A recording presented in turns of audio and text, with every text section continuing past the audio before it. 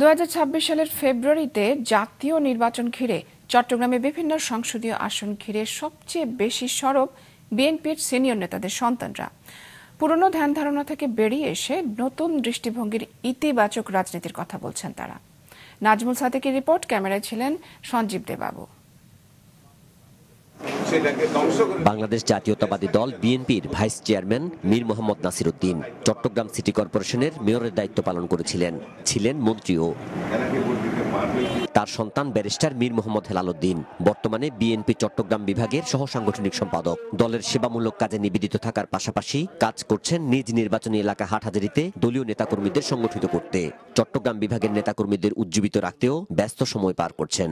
চট্টগ্রামে 16টি নির্বাচনী আসনের মধ্যে হয়তো হাটহাজারীতেই সর্বাধিক কেন্দ্রীয় কর্মসূচি, স্থানীয় কর্মসূচি পালিত হয়েছে।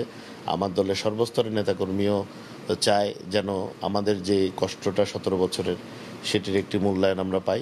দল কাকে ওখান থেকে যোগ্য মনে করবেন বা মনোনয়ন দেবেন একান্ত দলের ব্যাপার, কিন্তু আমি ব্যক্তিগতভাবে এখান থেকে অবশ্যই মনোনয়ন চাই। আমি গতবারও চেয়েছিলাম এবং আমাকে প্রাথমিক চিঠিও দেওয়া হয়েছিল।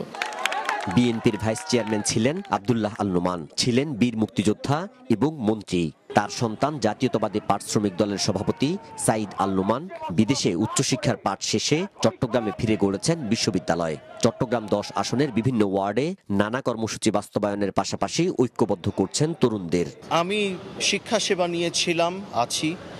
আমি রাজনীতিকে সমাজসেবার সমার্থক মনে করি। মানুষের পাশে থাকাটা আমি যেন করে যেতে পারি, সেজন্য শুধু দোয়া চাই। নির্বাচনের সিদ্ধান্ত নেবে জনগণ এবং দল। ইনশাল্লাহ সেই জনগণ এবং দল যদি চায়, আমরা তো মানুষের কাজেই এখনও নিয়োজিত আছি, ছিলাম, সামনেও থাকবো, সেটা যে ক্যাপাসিটি থেকেই হোক। বিএনপির স্থায়ী কমিটির সদস্য আমির খসরু মাহমুদ চৌধুরী চট্টগ্রাম 11 আসনের সংসদ সদস্য ছিলেন, মন্ত্রীর দায়িত্ব সামলেছেন। এই মুহূর্তে দলের অন্যতম নীতি নির্ধারক। শেখ হাসিনার পরবর্তী বাংলাদেশ কি হবে? তার সন্তান বিএনপির আন্তর্জাতিক বিষয়ক উপকমিটির সদস্য ইসরাফিল মাহমুদ চৌধুরী দলের তরুণ নেতৃত্বকে সংগঠিত করার পাশাপাশি বিভিন্ন কার্যক্রম ছড়িয়ে দিতে ওয়ার্ডে ওয়ার্ডে কাজ করছেন। নির্বাচন করব কি করব না এই ব্যাপারে খুব বেশি চিন্তাটা করি না, ফোকাসড হয় এলাকা ভিত্তিক কাজ।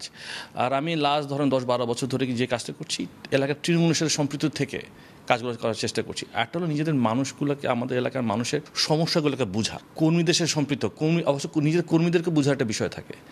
আপনারা জানেন গত 14, 15, 16 বছর ধরে কিন্তু তারা একদম নির্যাতন নিপীড়নের মধ্যে ছিল। কাজে আমার একটা মূল কাজ ছিল কিন্তু তাদের পাশে দাঁড়ানো। তরুণ নেতৃত্বের হাত ধরে এগিয়ে যাবে বাংলাদেশ, এমনটাই প্রত্যাশা চট্টগ্রামবাসীর। নাজমুল সাদেকি, মাছরাঙ্গা সংবাদ, চট্টগ্রাম।